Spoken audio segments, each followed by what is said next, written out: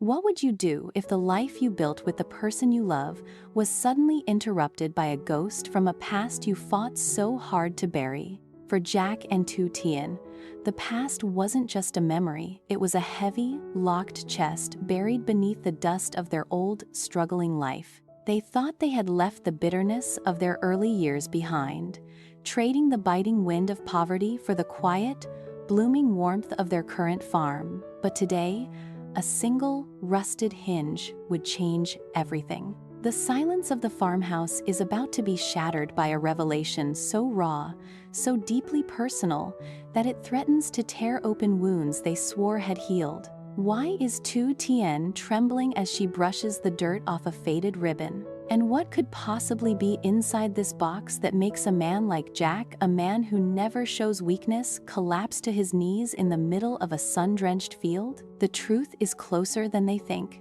and it's waiting just outside the gate. The morning sun hung low over the valley, casting long, golden shadows across the rows of budding crops. It was supposed to be a day of routine, the kind of quiet, rhythmic work that Jack and Tu Tien cherished. Their farm was their sanctuary, a sprawling testament to the years of grit and sacrifice they had endured side by side. Jack, his sleeves rolled up to his elbows, was clearing debris from the overgrown perimeter near the old, abandoned shed. His movements were methodical, powerful. A few yards away, Tu Tien was tending to the flower beds, the scent of damp earth and blooming jasmine hanging heavy in the air. It was a picture of peace, yet the air felt charged, as if the atmosphere itself was holding its breath. Jack's shovel hit something hard.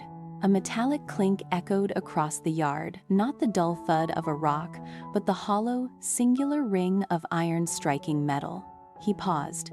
Tu Tien looked up, her expression mild, until she saw the intensity in Jack's eyes. He knelt, his hands working quickly now, scraping away layers of matted grass and hardened clay. He pulled at a heavy object, its edges jagged with rust. It was a box, an old, heavy metal case, sealed shut by time and oxidation. Tu Tien dropped her trowel and rushed over.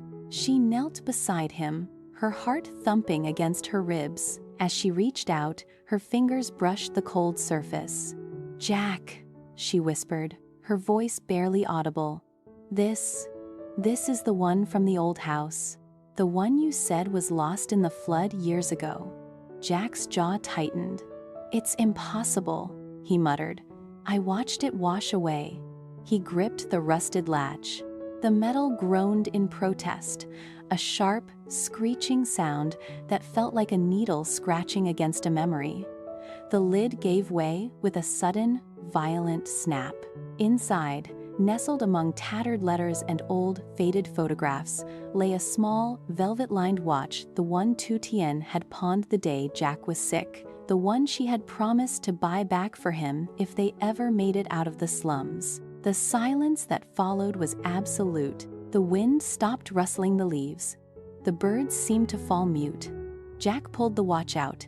It was frozen at the exact time he had last held it, a moment of desperation that had defined their struggle. He looked at Tu Tien. Her eyes were glassy, her lower lip trembling. The box wasn't just an object. It was a physical manifestation of every tear, every sleepless night, and every hungry meal they had survived together. It was the physical weight of their shared history. "We thought we were alone back then," Jack said, his voice thick with emotion. "We thought the world had forgotten us." "We weren't just surviving, Jack," Tu Tien whispered, reaching out to touch his hand. "We were building. We just didn't know it yet." The fragile calm of their morning had been utterly disrupted.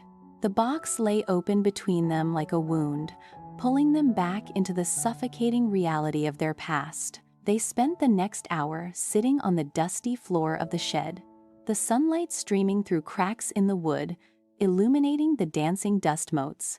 They leafed through the letters notes they had written to each other when they were too tired to speak.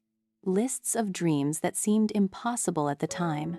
Jack picked up a photo of them from 5 years ago. They looked hollowed out, their faces gaunt, eyes wide with the frantic energy of people running from an invisible enemy. Yet, in that photo, they were holding hands so tightly their knuckles were white. "Look at us," Jack said, a sad smile touching his lips. "We had nothing, yet we had everything." Tu Tien leaned her head on his shoulder. The emotional pressure was immense. It wasn't just nostalgia. It was the realization of how close they had come to losing each other and themselves entirely. Every item in that box was a marker of a sacrifice. The watch she sold, the ring he had fashioned from a spare wire, the journal where he kept track of the pennies they saved for a single sack of rice. Just as Jack reached for a final, sealed envelope at the bottom of the box, a shadow fell across the doorway.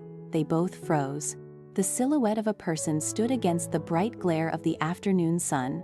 It was a figure they hadn't seen in a decade, someone who had been the catalyst for their deepest pain and their greatest turning point. "I thought I might find you here," the voice said. It was deep, weary, and unmistakably familiar. It was Mr. Minh, the man who had owned the tenement where they lived in their darkest days. He looked older, his hair white, his posture slumped under the weight of his own regrets. In his hand, he held a small, weathered leather bag. Jack stood up slowly, his protective instinct flaring. Tu Tien stood behind him, her hand gripping the back of his shirt. "What are you doing here, Minh?" Jack asked, his voice low and dangerous. Minh didn't answer immediately. He walked into the shed, his boots crunching on the gravel. He stopped a few feet away and set the bag on a wooden crate. "I've spent the last 3 years tracking you down," he said, avoiding Jack's gaze. "I didn't come to take anything. I came to return what never should have been taken." He opened the bag. Inside was the deed to the land their first home had stood on the piece of paper that had been snatched from them by corrupt officials back then, the event that had forced them into poverty and set their desperate journey in motion. "I kept it," Minh admitted, his voice cracking. "I was a different man back then, greedy, blind. I thought I was securing my own future by stealing yours. But every night, I dreamt of the look on your faces when you were kicked out onto the street. It's haunted me for 10 years. The revelation hung in the air, heavy and suffocating. Jack stared at the document. This wasn't just paper. It was the validation of their struggle. It was the truth behind why they had been forced to suffer. Tu Tien felt a sob rise in her throat. She stepped forward, her eyes fixed on the man who had once been their greatest villain. "You ruined us," she said, her voice shaking. "You took everything." "I know," Minh replied, "and I know I can't undo the years of hunger. But I wanted you to have this. It's yours. It has always been yours." The silence returned, but this time, it was different. It wasn't the silence of fear, it was the silence of a profound, painful epiphany. Jack looked at the deed, then at the watch in his hand, and finally at Tu Tien. He saw the woman who had carried him through the fire, the woman who had never let him give up, even when he wanted to lie down in the dirt and stop fighting. He realized that the gift from the past wasn't the deed or the watch. The gift was the fact that they were still standing, they were still together. The hardships had been the crucible that forged the strength they now possessed. Jack took a long, steadying breath. He looked at Minh, then at the sky, then back at Tu Tien. The resentment that had been burning in his chest for a decade began to dissipate, replaced by a strange, quiet dignity. "Keep it," Jack said firmly, pushing the deed back toward Minh. Minh looked shocked. "What? I don't need the past," Jack said, his voice echoing with newfound authority. "I have everything I need right here. If you want to make things right, take that land and turn it into something for the families currently living in the place where we struggled. We've moved on. We're not the people we were in that house anymore." Tu Tien felt tears stream down her face, but for the first time, they weren't tears of grief. They were tears of relief. She stepped forward and reached out, not to touch the past, but to take Jack's hand. She gripped it, feeling the calluses, the warmth, the pulse of a life they had fought for. Minh looked at them, really looked at them, and saw the bond that had survived everything he threw at it.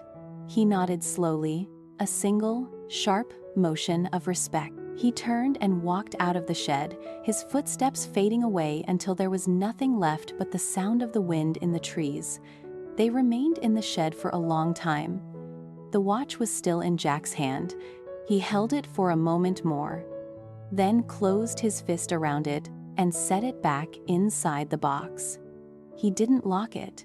He didn't hide it.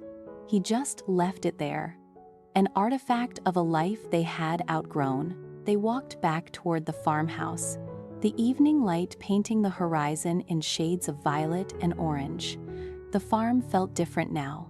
The weight was gone, the shadows of the past had been brought into the light and stripped of their power. Inside the kitchen, Tu Tien moved with a quiet grace, preparing a simple meal. The smell of fresh bread and simmering soup filled the house, a scent of home, of security, of family. Jack sat at the table, watching her. He didn't say a word, and he didn't need to. The love between them wasn't found in grand speeches or dramatic declarations. It was in the way she set the plate down, the way he moved to help her with the heavy pot, the way their shoulders brushed as they worked in the narrow space. They sat down to eat together. The house was quiet, save for the occasional chime of a clock and the rhythmic sound of their silverware against ceramic. "You're okay?" Tu Tien asked softly. Jack reached across the table and took her hand. His grip was firm, grounded, and infinitely gentle. "I am better than okay," he replied. "I am home." The night grew darker, the stars emerging above the valley. They sat on the porch, the air cooling, the crickets beginning their evening song. They didn't talk about the box. They didn't talk about Minh. They talked about the seeds they would plant tomorrow, the repairs needed for the back fence, the simple, beautiful future they were continuing to build. Their story hadn't ended in the ruins of the past. It had begun there. Every challenge had been a step toward the person they were meant to be. The fragility of their early years had been replaced by the iron-willed resilience of their present. As the moon rose, casting a silvery glow over the fields, Jack looked at Tu Tien. In her eyes, he saw the same reflection of the woman he had loved when they had nothing, and he realized that even if they lost everything again, they would still have the only thing that ever mattered. They walked back inside, leaving the door unlocked. They no longer had anything to hide, and they no longer had anything to fear. The past was a story they had already lived, and the future was a page they were still turning together, one act of love at a time. The fire in the hearth flickered, casting a warm, dancing glow across the room. Everything was still, everything was whole, and for the first time in 10 years, they slept without dreaming of the past, because they were finally, truly, living in the present. The story of Jack and Tu Tien was not one of tragedy, but of triumph. It was a reminder that while the world may strip you of your belongings, it cannot take the spirit of a person who refuses to break. They had found their peace, not by forgetting, but by choosing to love in spite of the memory. In the quiet of the farmhouse, surrounded by the life they had earned with their own two hands, they were finally free. The rusted box in the shed remained open, its contents forgotten, as the wind blew through, scattering the letters into the dark symbols of a struggle that had finally, mercifully, come to an end. The morning would bring new chores, new challenges, and new light. But for now, there was only the gentle rhythm of breathing, the warmth of a shared life, and the profound, beautiful silence of a heart that was finally at rest. The journey had been long, the path had been steep, and the cost had been high. But as the fire dimmed, leaving only the embers glowing in the dark, they knew the truth. They hadn't just survived, they had arrived, and as the sun began to peek over the horizon of their beautiful, hard-won farm, they stood on the porch, hand in hand, ready for whatever the next day would bring. The drama of the past was gone, replaced by the quiet, enduring grace of a love that had stood the test of time, the test of poverty, and the test of truth. Their legacy wasn't in a box or a deed. It was in the land, in the air, and in the strength of their own two souls. And that, they knew, was the only thing that would last forever. The world outside continued to spin, full of noise and chaos, but inside their home, there was only peace. A peace born from the deepest, most honest kind of love, the kind that heals, the kind that protects, and the kind that stays. Jack looked at the horizon, the first light of dawn touching his face. He didn't look back. He didn't regret. He simply squeezed Tu Tien's hand, a silent promise of tomorrow. And in that small, simple moment, the story of the box, the history of their struggle, and the ghost of their past all faded into the background. What remained was the reality of their life, a life built on the unshakable foundation of their family, their choices, and their unwavering, beautiful, human spirit. Their journey was the ultimate testament to the idea that no matter how deep the shadows or how heavy the past, there is always a way forward for those who refuse to let go of each other. And as the day began, they moved forward together, leaving the box behind, leaving the shadows behind, and walking into the light of a future they had created with their own calloused, loving hands. The farm was quiet, the air was sweet, and for Jack and Tu Tien, the world was finally, perfectly, enough. They stood there for a long time, watching the sun rise. The light reached every corner of the yard, touching the old shed, the fields, and the porch. It was a new day, a day without burdens, a day for them. The story had reached its final act, not with a flourish or a grand ending, but with the quiet, dignified beauty of two people who had found their way home. And in the end, that was the greatest, most important story of all. They turned away from the light and walked into their home, the door closing softly behind them. A new chapter was beginning, and they were ready for it. Together, as they had always been, and as they would always be. The silence of the morning was replaced by the soft, domestic sounds of a life being lived well. The kettle whistled, a plate clinked, and the sound of their laughter, soft, genuine, and unburdened, drifted out into the morning air. The story of Jack and Tu Tien was complete. It wasn't perfect, but it was theirs, and it was a story that would continue to grow, to bloom, and to thrive, as long as they had each other to hold on to when the world grew cold. They had faced the past, they had held the truth, and they had chosen peace, and in doing so, they had discovered the secret to a life well lived. That the most valuable thing you will ever possess is the person standing right next to you. As the sun climbed higher, the farm came alive, a vibrant, thriving world of their own making. And in the center of it all, Jack and Tu Tien continued their work, their love, and their life perfectly, beautifully, and forever at peace. The box in the shed was forgotten, the past was a shadow, and the future was waiting, bright and promising, and all theirs to shape. They had made it. They had really, truly made it. And that, in every sense of the word, was the greatest triumph of all. The story ends here, but their life goes on stronger, deeper, and more connected than it had ever been before. A testament to the power of love, the endurance of the human spirit, and the simple, quiet beauty of a life reclaimed. They were happy, they were home, and they were, finally, free. The screen fades to black as the birds begin to sing, a sweet, clear melody that signals the start of a new, beautiful day. The story of Jack and Tu Tien serves as a reminder to us all. No matter how hard the road, no matter how heavy the burden, you are never truly lost if you have love to guide you home.